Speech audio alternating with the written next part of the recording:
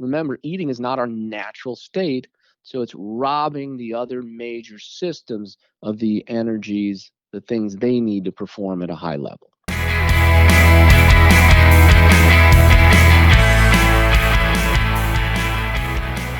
Dark Star, today we're going to follow up on our last episode, which was eating on the golf course. Don't do that. With some of the questions. We got some great questions, as we always do, and comments from you, the audience, and we do like those. So today we're going to pick some and follow up. Dark Star is going to go into more detail. We have C.W. McClintock, and if I botch anybody's name, I apologize. We'll get to know you better over time. Loco Beno, Guy H., Andres Touche, Bill Buys Houses. So we're going to focus in on you guys and what your comments and back and forth was with us. Another little item of housekeeping, Dark Star, before I throw you the football here. The show is now up and running on Venmo. So anybody in our audience that is on Venmo or using Venmo, nice service. We are there. So you can find us at Thinking Man Show on Venmo. Love to connect with you there. All right, Dark Star, I'm coming to you to zero in, so take it away. Sure. The first comment, energy bars or the always eating. Obviously, they always show some pro. Justin Thomas comes to mind. He's walking. He just hit a tee shot. He's ripping up some power bar, and he's eating. Who sent you that? Who sent the comment on that one? I think that was CW. Was that CW? It was CW. CW. It was a quiz. It was a quiz. All right. Thanks, CW, for that comment. Appreciate it. Yeah. So anyway, I'm going to go on and say, really, so you got two theories if you're on the golf course, and we're trying to help you improve your game. You either do the starvation, the Nick Faldo, nothing in, nothing out, or you go with the constant eating. The problem with the constant eating is when you see a pro doing that, they have a physio person, they have a dietitian, they have an entourage, and their caddy pretty much does everything for them. They focus for 1 minute at a time. They hit a shot, and then they can do whatever they do. They lollygag down the fairway. I mean, let's face it, they're playing in twosomes, they're playing in 4 hours. They're not walking at a brisk pace. So I'm going to go back to simplify things. I'm going to go back to the car analogy. I love cars. I love the analogy. The starvation or, nothing in, nothing out. It's kind of like putting the car on cruise control. You put it on, you're on the highway, you set it on 130. That would be kilometers per hour. I would never drive that fast otherwise. And you just go, and you don't have to worry about anything. You hold the steering wheel lightly, and you go. Always eating is kind of like drift driving. You have to be pretty experienced to drift drive, okay? You're always pushing the accelerator. You're always manipulating the wheel. You always have to be doing something. In other words, you always have to be putting something in at a proper level. And by the way, the problem with drift driving, you're going to run out of rubber soon, and you're going to crash. At some point, the tires are going to go, and I also know tires are expensive. So I won't go into any added detail about that. Please don't. I am aware of the story. All right. So that's anyway, a future episode. Future episode. Yes. Yeah. There's some helpful knowledge there probably for some other other viewers. Anyway, so that's really what we're going to get into a little bit more here. Nothing in, nothing out. There's two ways to go. The easy way is nothing in, nothing out. The hard way is constantly eating. And unless you have a really good caddy, it's difficult to maintain that. And absolutely. So remember, our goal is to kind of have that constant mentation so we don't crash at some point. Mentation meaning? Well, you want to be able to focus for all 18 holes. And, that's mentation? That's what that means? Well, I think so. You want to I don't know. You're the physician around here. All right. Well, anyway, you want to be able to focus. You want to have the brain functioning properly all the time. Okay? So what are we going to do? And especially, I have those lulls all the time because I don't follow this very well. I can talk the talk. I don't walk the walk all the time. I have those holes in the middle of the round where you're awful. and that's a problem. So, What do you mean awful? He means awful good. yeah, it gets ugly, and it gets ugly in a hurry. CW also mentions, obliquely, so to speak, tabulating the wagers after the round and how your nutrition might affect your mentation when you have to do all those calculations, which is dead on, right? Yeah, I mean, you're crashing. When you crash, you're going to get, well, basically, what separates humans is frontal lobe function. So when you crash, you don't have the ability to do higher orders of thinking. That would be your adding up your bets, things like that. You don't have. He even mentioned. I think somebody mentioned blurry vision. We'll get to later. Yeah. But the point that we're making Bill buys is houses. Mentioned that. So we do want people to improve their game all around, and I believe most people are probably out there putting a few lira, a couple shekels on a round of golf. So, it helps to, by the way, it always helps to win the 9th and the 18th hole, so you want to be able to focus all the way through the round. You had mentioned that we might touch in a little more detail on betting and wagering later on in this episode, true?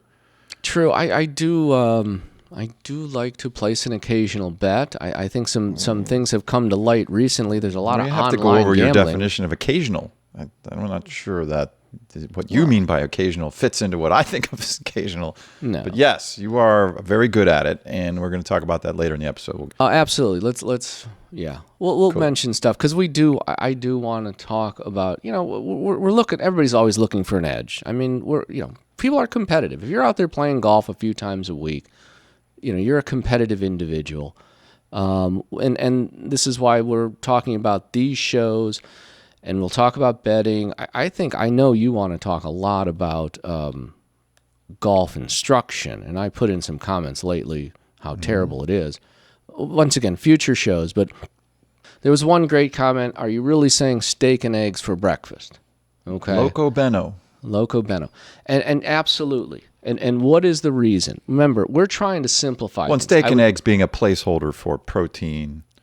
Right, exactly. Steak and eggs, high protein breakfast. And fat, I guess. Protein. High protein a few hours before a round. Okay. Mm-hmm. And why do you want to do that? Well, first of all, the body needs significantly more protein versus carbohydrate. Everybody always hears that. Can you say that again? Because that's a good point. The body needs significantly more protein intake versus carbohydrate intake. We don't need a lot of carbohydrate intake. Like I said, we've all heard, we talked the last show about evolution. We evolved on red meat and water. Okay.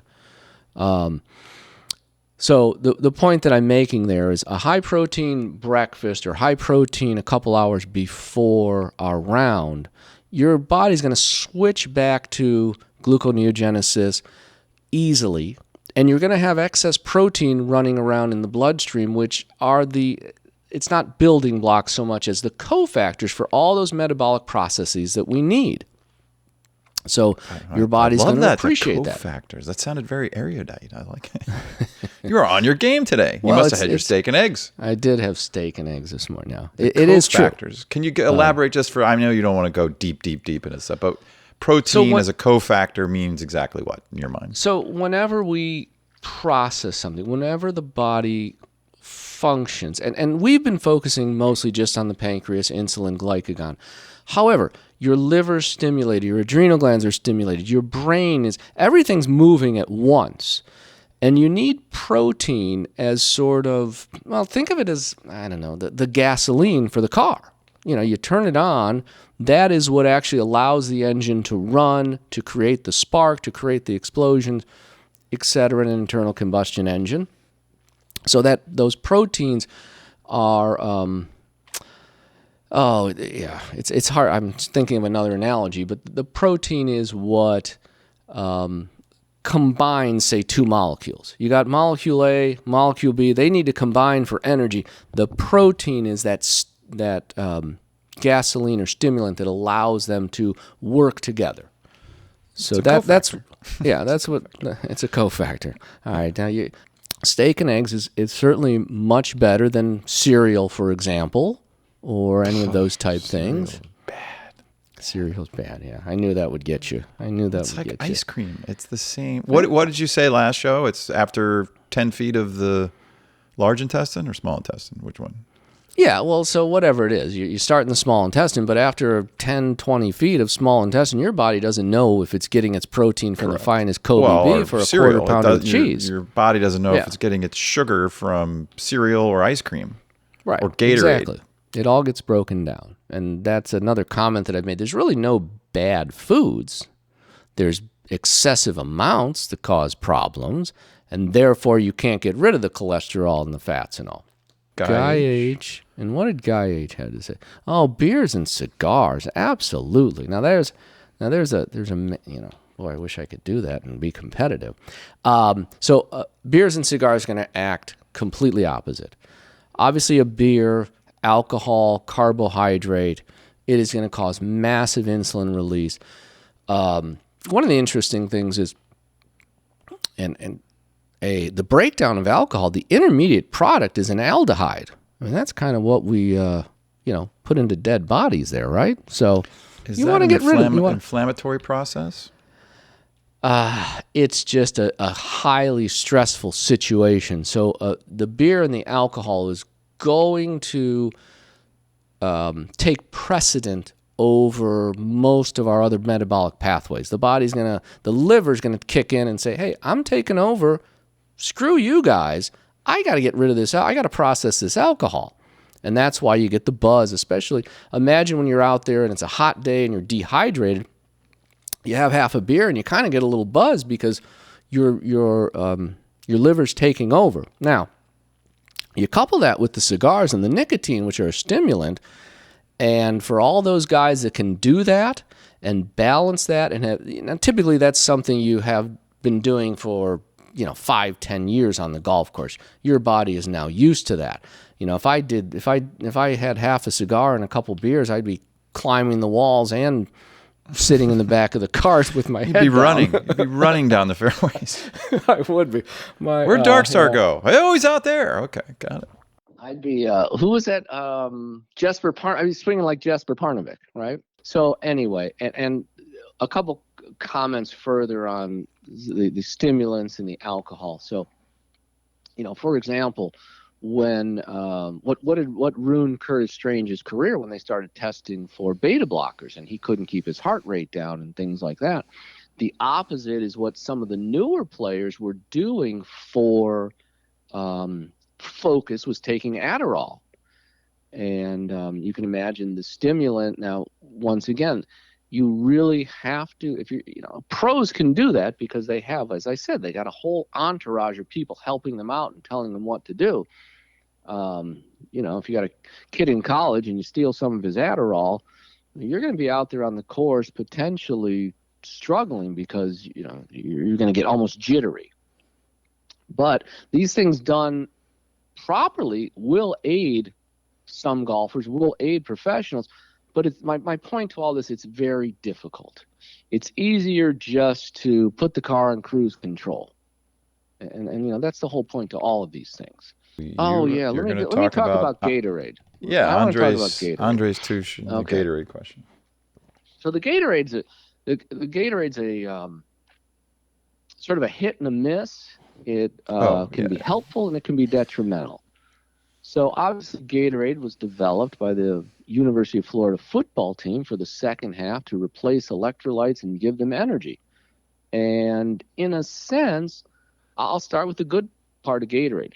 Gatorade being a liquid, a fluid, is going to get into your system much quicker. Okay, so if I'm on the 16th tee and I can't, I'm lethargic and boom, okay, drink a bottle of Gatorade, could get you through the last 3 holes. High in sugars, right? High sugars, high carbohydrate, the electrolytes, etc. And I'll tell you something that's just as a quick aside for myself personally. I remember back many years ago when I stopped sports and was just studying, and I'm thinking to myself, I want to be healthier, and I started drinking a Gatorade at lunch. I was like, I'm going to replace. And I'm like, after about a couple months, I didn't lose weight. I said, you are the dumbest medical student in the world. Because what could be worse for you if you wanted to lose weight than drinking a gallon of sugar or putting all that carbohydrate in your system? I mean, it's silly. However, but the positive is if you were crashing, Gatorade versus a food or an energy bar will replenish your glucose in your bloodstream quicker to give you that little bit of kick for the end of the round if you needed it. Once again, you don't chug it all at once. You drink maybe a third on the tee boxes there on the 16th, 17th, and 18th tees, something along those lines. You got to get enough in, though, so you don't crash. So you really do need to drink a lot of it. Well, then you crash later at the bar when you're trying to add up the bets. Well, you crash later at the bar. Hopefully you have honest friends that aren't going to, hose you down on the bets. But, yeah. But then, you have a few beers and you're feeling good. So who cares, right? So obviously the opposite, if you are in a nice state of gluconeogenesis and you just won the ninth hole because you haven't had anything and you're right down the lane on cruise control, don't drink the Gatorade at the turn, just drink some water. Right. Stay in starvation, gluconeogenesis. Stay in starvation. Yeah. Because once you change that, I think what I'm gonna recommend is if you have something to eat, drink at the turn, stay with it. You got to try to keep up the constant eating. Nothing is an absolute, of course, when it comes to the human body. You can't shut it off. You can shut a car off. You can't shut the human body off. It's always going to be doing one thing or the other. We have to remember that. That's very important. So if you do change around, if you have 10 minutes at the turn, so maybe you're following a slower group and you have time at the turn, hey, maybe you try to stick with a couple Gatorades and some food potato on the back chips. Take a bag of potato chip pretzels, right? Yeah, potato chips, pretzels. String it out. Yes, that'll string it out over the last 9 holes so you don't lose your bet. Yeah, that's exactly it. Go into 18 and yeah. Now, the Gatorade comment from Andres kind of slips right nicely into Kube. Kube, good to hear from you, Kube, as always. The 2 cigars and a Red Bull is his normal round. 2 cigars and a Red Bull. That's awesome. Yeah. Actually, that would kill me. I would absolutely fall over if I did that. Forget about it. I'm just jealous because I would love to be able to have a couple cigars and a Red Bull. Yeah. I guess I'm kind of a lightweight. I told you that story. I took, those diet pills, by the way, are the worst to take anywhere near a round of golf. I took a diet pill that said take 2 before dinner. I took 1 on a Friday before dinner. I was up till the next Tuesday. It's ridiculous. I'm not kidding, though. And you were not on call, unfortunately. Right? And I was not on call. Nothing to do but stare at the walls. Nothing to do but stare at the ceiling. And well, 2 cigars and a Red Bull, I think you kind of touched on that, would keep you highly stimulated. Or at least initially, there'd be a crash there. You would have to continually do Red Bulls around the golf course, presumably, depending on how used to that your body was. Well, and everybody's metabolism is different. One of the things when you are later in age is your metabolism does slow down. So 2 cigars and a Red Bull might do you for, I don't know, after 2 cigars and a Red Bull, it might be playing in an hour and a half. You'd be fine. Right. Kube needs to follow up. You got to tell us if you're jogging down the golf course. If you're probably your 18-year-old caddy's probably struggling to keep up, which is hilarious. I love it. Bill Buys Houses is next up. Good. Lethargic, blurry vision after lunch. After eating a lunch, you get out there and you're playing. Now, Bill didn't tell us whether that was lunch and then 18 holes or 9 holes lunch, then 9 more. Let's assume it was lunch followed by a round of golf. If it's lunch, I mean, obviously and typically when I think of lunch at a golf course, at a club, you're having a pile of potato chips, French fries, hamburger, sandwich. Sandwich, cheeseburger or a club sandwich or something. And as I said, we've been trying to keep this simple, but now your liver's getting involved. Okay. So your pancreas, your liver, your intestines, all those things are taking over, and it's stealing all of your glycogen from your brain. And it's really just, I'm going to keep it that simple. All that metabolism you're needing to digest all those foods, that's what's happening. So remember, you need energy. The body is constantly in motion, so you need energy to do everything. You didn't shut the brain off. You didn't keep the brain anything at a constant level. Everything is flowing from one system to the next.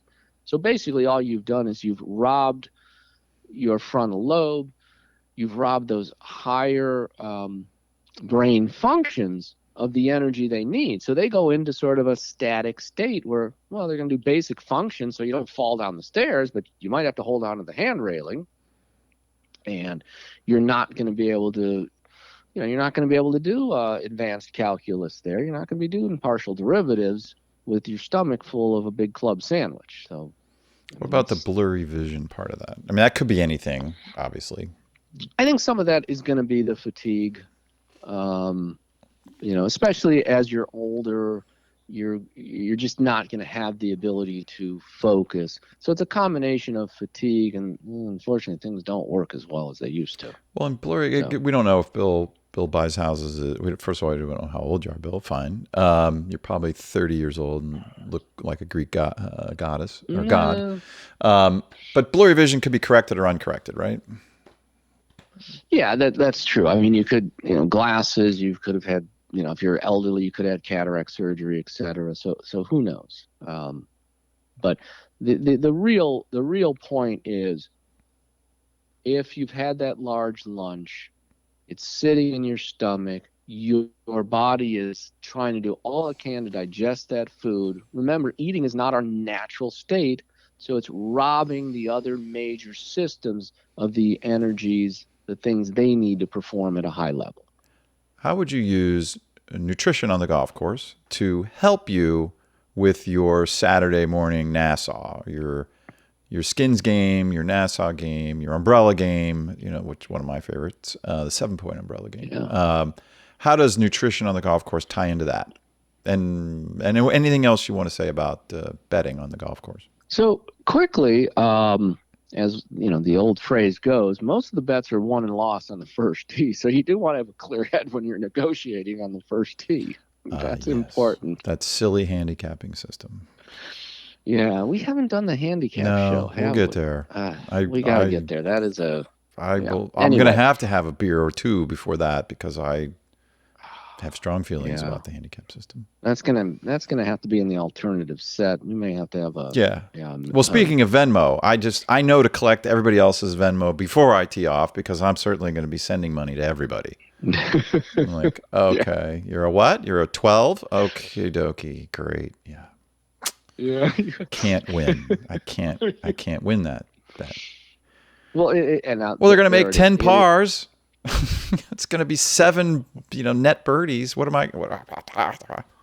Yeah. Well, I mean, obviously, if you could ever choose your partner, because the strokes are, as we've always said in all these games, the strokes are magnified 18 times, give or take, because the handicap system is based on aggregate golf. How many of us are out there? Our Nassau is not aggregate golf. No. It's 1 or 2 points a hole typically. No, I don't know anybody that really plays an aggregate bet of any kind. Not really. Yeah. I mean, sometimes, but not in a scratch league. Fine. Anyway, you want to have a clear focus. You want to be able to play the whole round. You need to be able to focus on the 9th and the 18th hole. And I know we're going to get into some specifics. Well, and do you have an advantage? Do you have an advantage over somebody who's being a little loose on the golf course with eating or drinking, Red Bulls or Coca-Cola or lemonade or anything with a lot of sugar in it, Gatorade? A lot of Gatorades get served out there. And if they're not super used to that, even if they are, their ability to do things is going to be somewhat compromised versus your ability if you're on starvation and they're not. Is that true, generally? Sure, absolutely. But knowing where you stand metabolically and looking at where your opponents stand, that could possibly be something. That's a small piece, but it's a piece in the puzzle that you want to have in your arsenal. Why not? For sure. If you want to win, why would you not want to win most of the time? Yeah, if it's a hit and giggle and you don't care about $5-10 and you're out Yeah. there, and fine, or you feel like it's your turn to maybe throw the party because you've been gathering funds the last 10 rounds, great, fine. But to take an example out of pro sports, they're doing everything possible to get every advantage that they can to win, and certainly nutrition before and after the contest and during is not even a small part. It's a meaningful part of the strategy of how you're fueling up your body, because your body's doing all the work, which include, when I say body, I mean brain, right? So every game requires some mental ability, and golf principally among those. Nowadays, to be on a competitive level, if you're a player who's actually out there trying to, I don't know, whether you're on a tour, you're trying to win your club championship, and you're taking it seriously, pretty much if you're not doing these things, if you're not using proper nutrition to keep focus, everybody else is. You need to be doing it. Let's face it, the Australian Open is now going on, and shout out to everybody in Australia. I'm a little disappointed that ESPN didn't show any of it last night. Here in America, you couldn't get it. Here in America, you couldn't get it. When there was an angle to that, you ruffled your feathers for what particular reason? We're talking about gambling here for a minute, so. There were a few good matchups last night that I was looking at. Well, at the Australian Open, you were looking at a particular match. Which one was that? Well, in other words, there were a couple matches that I liked. It was Andy Murray, the elderly Scottish gentleman, who is going to grind out every single last opportunity. And he was playing, who is it? Bertini, the Italian, who gained a lot of notoriety losing to Djokovic, I believe, in the Wimbledon final a couple years ago. Anyway, the odds were strange to me because Murray was getting plus 360, okay, which was surprising. And the point that I'm making is you have a guy, Murray, who's going to try to get every last moment of glory he can. He's in his career. He's in the twilight of his career. So the desire aspect is sky high. And it's a good surface for Murray, where it's not a great surface. The Italian does not have much of a backhand. Everybody peppers his backhand. So I looked at that match as a 50-50 match. Okay. So whenever you can get an advantage in a 50-50 match, that was the one that stood out. When you liked plus 360, that was part of the formula there. Right. So if you bet 100, you win 360. Right. Right. So it wasn't that it was such a great. I didn't think Murray was going to dominate or win easily, but there were good odds, and that's what you talk about with gambling, and just logic and reason has to come into play at times. we like those things here at Thinking Man Show. Yeah. Yes. You need to apply that. We do like to apply that. And that's what you would apply on the first tee with your buddies on Saturday morning. Right. And certainly trying to watch the Australian Open tennis and get a bet in on that, but not being able to see it. So I know you're dissuaded from betting because you couldn't watch. We do want to talk about those things at some point, just because it's fun. And with online betting becoming so prevalent, we're not going to give 5-star picks, and if you lose this 5-star pick, we'll give you another 5-star pick. I could never understand that. So if I lose, you're going to give me a free one? Yeah. Does that make any sense? No. Yeah. So the point is, there are no sure things. We all know that. And when you have a chance to put the odds in your favor, you do, right? That's what card counters do. They put the odds in their favor. And that's what you're looking to do. And you're looking for the enjoyment. And then when LIV dominates global golf betting, that'll be fun. It'll be a lot of fun. Yeah.